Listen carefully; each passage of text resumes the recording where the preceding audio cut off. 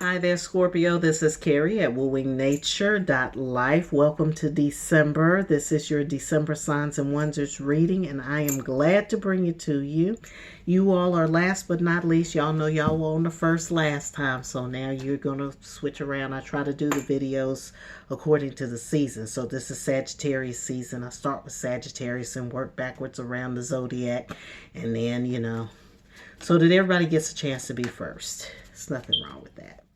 All right, so I am going to be reading from the Wild Kuan Yin Oracle. This is Alana Fairchild with Wang Yi Guang, artist, featured in the Art of the Deck right here on this channel. So if you want to see all these cards, check out the Art of the Deck for Wang Yi Guang. I'm going to be pulling one card from that deck just to get us going, get us in the right mode. I did pull from this deck because it is a feminine deck. It is about nurturing and mothering and connecting to the mother spirit. So it's not just for women, it's for men and women, people identifying male, people identifying female. It doesn't matter. What matters is the energy, and it is about mothering and nurturing, and so we all can use a little of that. I'm also going to be reading from the Spirit Animal Oracle. This is Colette Baron Reed with the artist Jenna Della Gratalia, and I consult this deck when I want to talk to you about the animal spirits. Now, last month in November, we talked about the animal spirits that were coming toward us in people form. So the people that were in our cipher, we were looking at them through the lens of the animal spirits. But this month, I'm going to open the door a little bit further so that we can see what else is behind these animal spirits, whether it's some energy that you need to embody for yourself, Scorpio, or whether it's people around you that you need to be watchful or paying attention to. And then finally, I'll be going to the Revelations Tarot this month for Zach, with Zach Wong. This is the tarot portion of the reading where we get into the details of your life, kind of down to earth and starting to look at some nitty gritty. But we're going to start with the Wild Kuan Yin. All right, so Scorpio. We're looking at the Wild Kuan Yin for Scorpio for the month of December. Whatever messages that you have for my Scorpio spirits in December. Ooh. This has been a strong day today. Very productive. Thankful for my spirits for helping me get through it. This is the last thing of my day before I relax. So Scorpio, you are in the right energy right now. So we're looking at one card. Oh, there it is already. One card for Scorpio, month of December. Let your world spin on its axis. Let the world spin on its axis. Let your world spin on its axis. And so it's time for things to change. That's what it says to me. You got this with the number 7. 7 is spiritual number. So let's get on into it and see what the message is here to say. I'm trying to get this glare off. It is nighttime, so glare is of the essence. My apologies if it's not quite what it needs to be.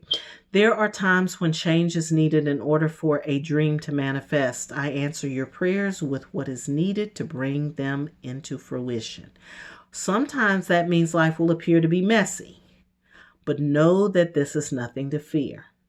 Though you may feel like your world has been tipped upside down, soon it will settle into a beautiful new order, and all the better to support your divine destiny.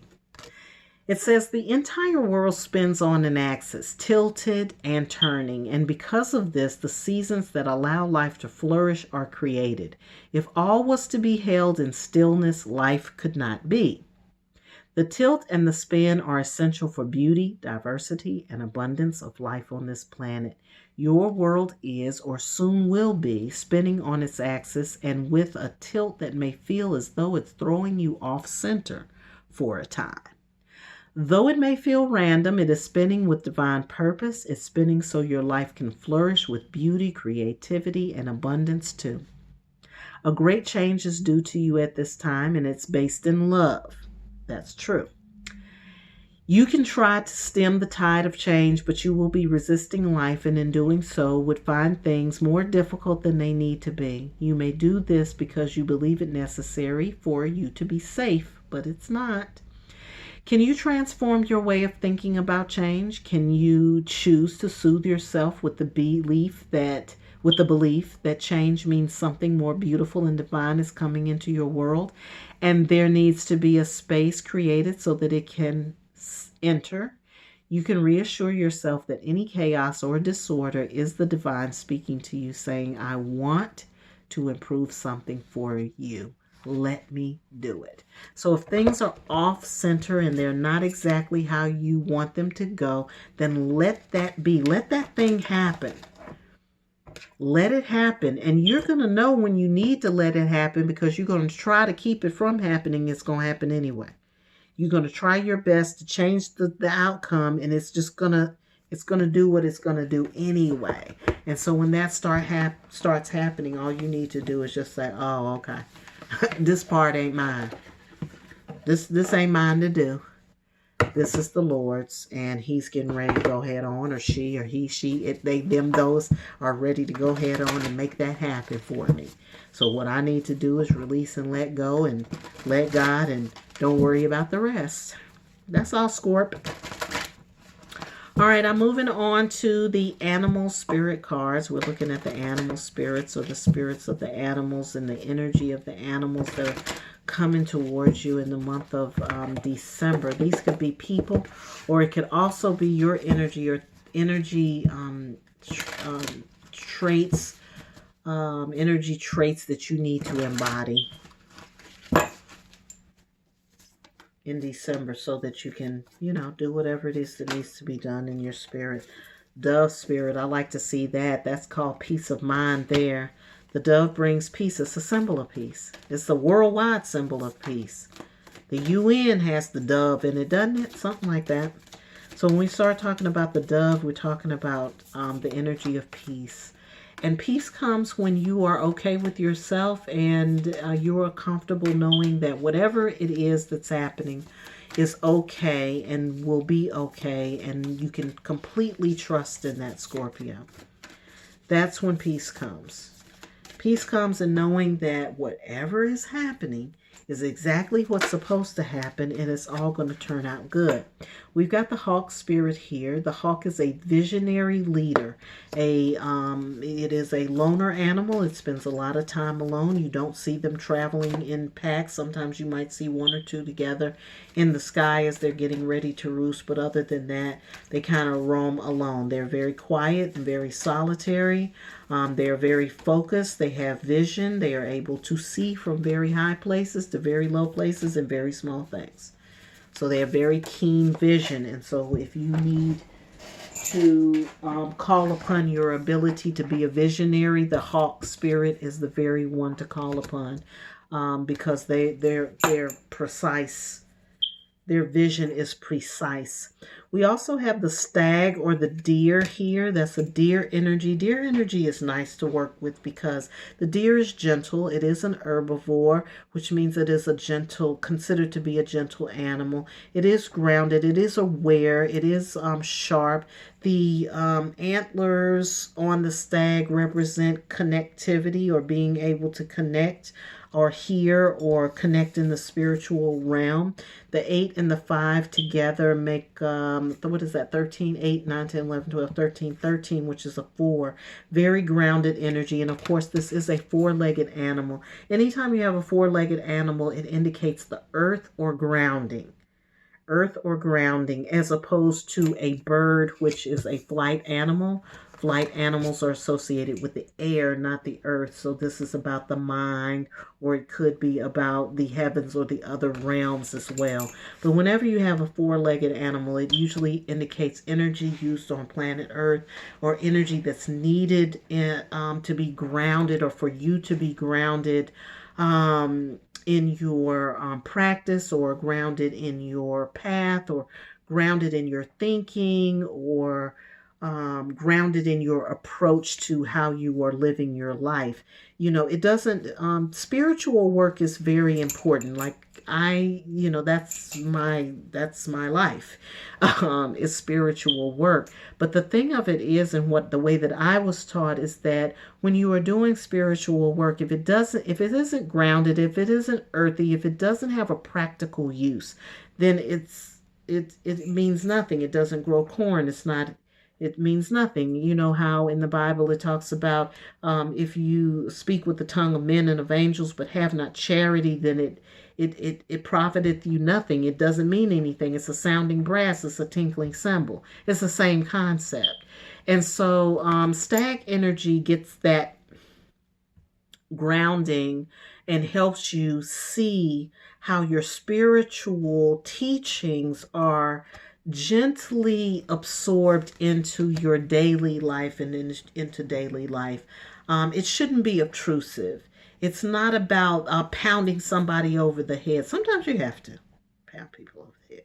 But this energy is not about pounding people over the head. It's about assimilating what you know into your daily life in such a way that you become an example, or that your spiritual teachings are an example.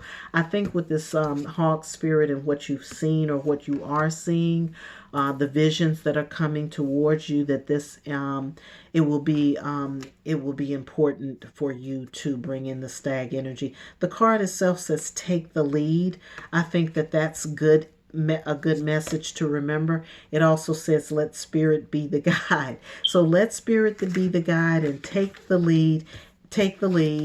And then of course being at peace with yourself and with who you are and how you're operating is only going to add value to the situation. Truly. All right, moving right along to the Revelations Tarot. I'm moving this very fast because this is the end of my day, and I am a morning person. I am not an evening person. So once I get past 6 or 7 o'clock, my energy level goes into some kind of, I don't know, like I end up being on some kind of, what is that, autopilot or something? Because that's exactly how I feel right now. I am on straight autopilot, which can be really good for a reading, to be honest with you, because it's good to be able to be kind of like everywhere or anywhere, and also very open at the same time. It's actually quite comical. I get kind of giddy. And then the spirits just have their way with me. This is the King of Cups. King of Cups is the first cup out, the first card out, and it's also the first cup out. And so the King of Cups energy for me is being able to handle your joy and your happiness and all of the things that are coming towards you from the Spirit. This is a spiritual cup. This is a receiving cup. This is a cup of love. This is a cup of nurturance. It's a cup that's coming from your divine mother. And so there's a lot that comes with that, but the king knows how to handle it and knows how to manage it and knows how to keep all of what's coming in order. So I'm seeing that for you, Scorpio. And then of course with King of Cups, it is of the water, and so Scorpio is a water plant, as a water sign. Okay, I told you it was late. All right, so we are Four of Wands in reverse. I'm seeing you taking some things off your plate, like a lot of things coming in, a lot of tasks coming in, a lot of things that you had to do, that you had to tackle or you have to handle. In order to do that, you have to center yourself so that you will know what it is that you have to do. That's also a part of King of Cups energy. People don't think of it that way, but it is true. Again, we're talking about being able to manage, could be things of a spiritual nature, task of a spiritual nature, services of a spiritual nature. Like, okay, so spiritual nature services are like when people are coming towards you and they need a word, or they need encouragement, or they're lost in some kind of way, and you know when you see them, Scorpio, because you have that real deep intentional and intuitive nature to you. So when they come to you, you know that they're needy. Sometimes you may not really want to have to actually deal with it, but you know you're the one to deal with it because you know how to. So be it. It is what it is, you know. To whom much is given, much is required. If you're able to do that, then that's your gift to the world. If you know how to see and to manage that, that's your gift to the world. So you just go ahead and give it. Okay, that's what it is. We've got the Sun in reverse, which I think has something to do with all of these Four of Wands and all these people that are coming at you. That's what it is. People are coming to you for advice. They're coming to you because they need you. They're coming to you because they want. You feel like this is how you feel. You feel like every time you go somewhere, somebody grabbing you and yanking you down. They on your arm. They on your sleeve. They like and you don't like it, but it's a part of what it is, so you're going to learn how to balance it. There's the Hangman. The Hangman says you got to learn how to let it go.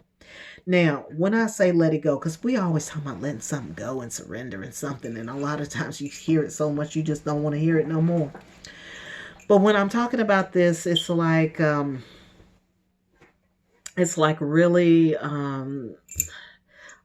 owning your spiritual power and getting in the center of it in such a way that you can just deliver the line that you need to deliver for the people who need it and move on. Okay. You can't hang on to it is what I'm saying. That's what the Hangman is telling you. You can't hang on to it. You just have to, like, when they're coming and they got their, oh, I need this, but you're like, you know what? The best thing for you to do is think about that on your own. See, sometimes you got to hit people with that. You know what I think you need to do? I think you need to go over there in that corner. I think I need for you to think about that for 15 minutes and then come back to me. You know, sometimes you develop these little tricks of the trade where you have a whole bunch of people coming at you. You know what I think is the best thing for you to do? Consider these options. Let me know what you come up with. You know, you don't have to give people answers. Sometimes you can tell them somewhere to go. Think of the answer. I told you it was late, Scorpio. Tell them somewhere to go for them to think of the answer and then come back and tell you what the answer is. That's how you handle that. Poor Scorpio. 10 of Wands in reverse. Yeah, you got to get those burdens. It's like taking on other people's burdens. You got to let those go. You got to let them handle their burdens. That's the rule in your world. You take care of your burden. Okay?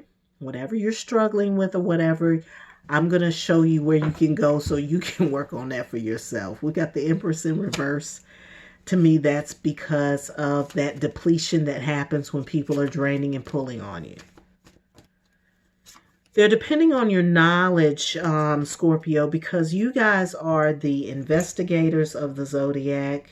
Throughout this whole time that we have been preparing for Ascension, you all have been investigating this thing to the nth degree. So everybody knows that you have the information. We know you have it. And so that's why we're coming to you. And you do have it. So the thing of it is just, you don't have to say everything. You just have to tell people where to go to find the information. That's all. I feel for you all. I understand this. That's why I'm laughing, because I totally understand your situation right now. I do. We've got 2 of Cups here. So there is it's either a relationship, somebody that you're connected to that understands your plight. The Spirit has brought you all together. It's something that you all can share with each other. It's like, like it's your pal, it's your buddy. It could be a partner. It could be a romantic partner, but it could also be a really great friend, a cousin, somebody that you connect to, that you can share this drama with.